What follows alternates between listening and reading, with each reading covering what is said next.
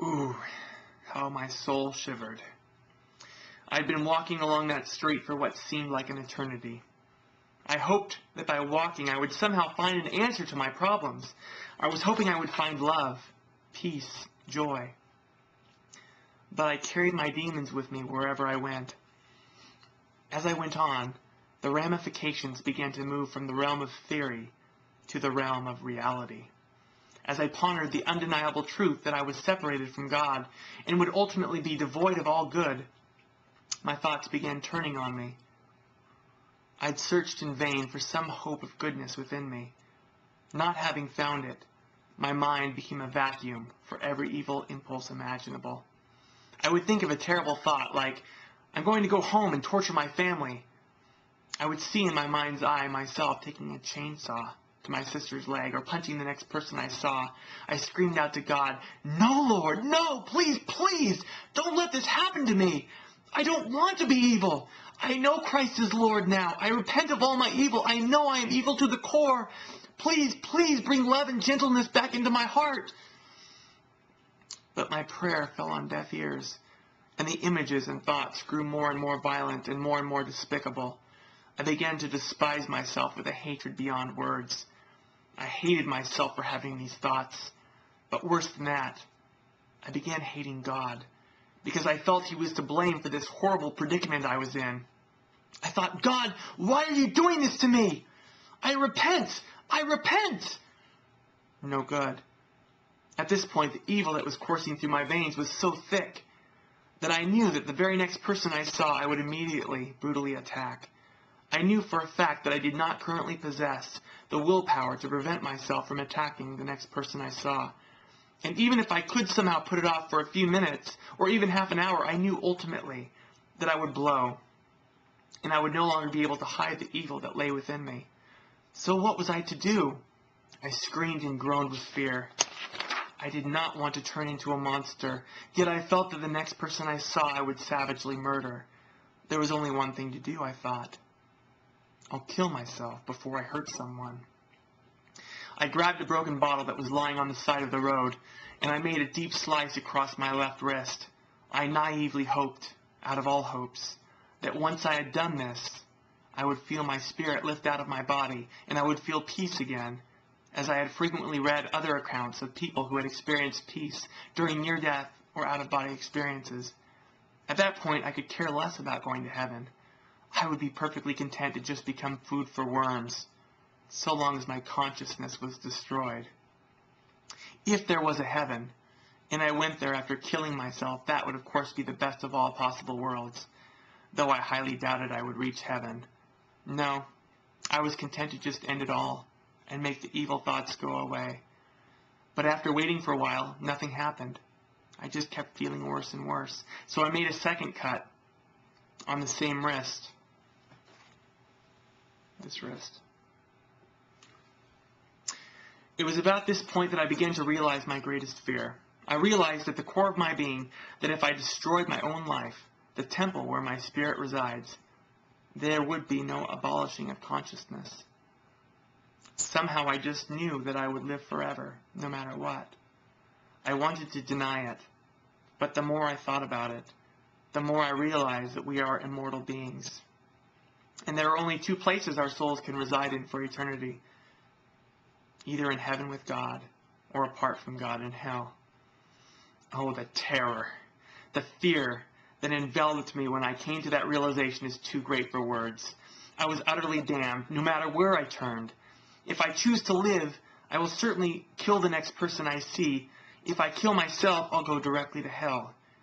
It was a no-win situation for me. At that point, I became so indignant with God that I was not about to murder an innocent person. I said to God, Lord, in spite of this evil within me, I refuse to hurt an innocent person. If you want to send me to hell for ending my life, so be it. But I would infinitely rather face you, knowing I had taken my own life, rather than to face you knowing I had taken someone else's. I choose hell over hurting an innocent person. And with that conviction, I set off again to end my life. At this point, I didn't know how I was going to do it. I just knew I had to inflict as much damage to my body as possible. I took the bottle shard and shoved it into my neck on the left-hand side and pulled it down. The blood started oozing from my neck. I grabbed a large rock nearby and started pounding my head with it. Since the evil thoughts kept coming, it made it all the easier to punish myself. I grabbed a stick and I was about to shove it into my eye, remembering Jesus' command to gouge out your eye if it causes you to lust. However, some voice in my head said to me, "You might need these." And I was unable to do it. Somehow, amidst this self-destruction, I kept yearning for hope. And I don't know how it came, but eventually the thought came across my mind that maybe, just maybe, there is hope for me. Maybe God is not through with me. Maybe I can hold back my evil. Shortly after this thought, a light appeared. I knew that the light represented God's love, and that someone was reaching out to me to help me. I grasped onto this tiny bit of hope, yet at the same time I was terrified of the light, and terrified I would attack those who were trying to help me. After going back and forth in my mind as to whether I could resist the evil forces within me, ultimately I stepped out in faith, praying fervently to God that He would restrain me from acting out my devilish thoughts and imaginings. I slowly and methodically stepped towards the ambulance technician who was holding the light, fighting every evil impulse as it came. He began asking me questions, and I was terrified to look into his eyes, for I feared he would be able to see right into my soul and see how evil I was. I answered slowly and methodically. During the ambulance ride, I begged the technician to inject me with something deadly, hoping that maybe God would spare my soul if someone else did the dirty work of killing me. But of course she refused, not wanting to take a hell-bound decision on her own. She questioned why I would want to end my life, and I told her truthfully that I was evil and didn't deserve to live. She kindly and lovingly told me, No, you're not evil." I responded back to her, "Yes, I am." She continued to try to support me spiritually, and I had to resist with all my might, saying to her, "Do you want to bet?"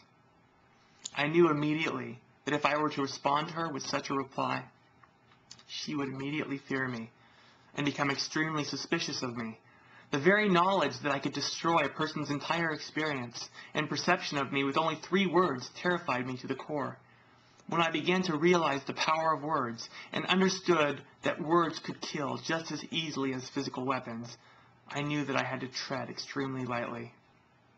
I knew that with one harmful look or word, I could destroy a person's feeling of safety and comfort. I didn't have to experiment with this caring technician in order to know this. I knew it innately. And I prayed in my heart of hearts that God would guide my words and my actions in this intense time of spiritual warfare.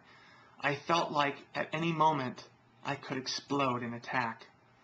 And there were so many ways I could attack.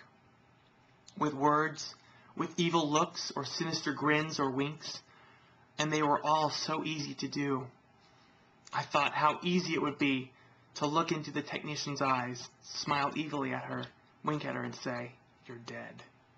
I had to fight impulses like this every moment of every day I was in the hospital, especially when my family visited me in the hospital, for I knew the horror I would feel at destroying the comfort and tenderness my mother felt for me.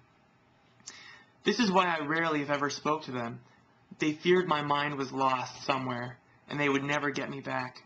They were right, but it was not because I had forgotten how to communicate, as they may have suspected. It was not because I had word-finding problems, as they may have thought. It was because I did not trust myself to speak. I knew that in spite of my mother's assertions that she loved me unconditionally, no matter what I did and said, she could never love me if I allowed the inner evil to take possession of my life.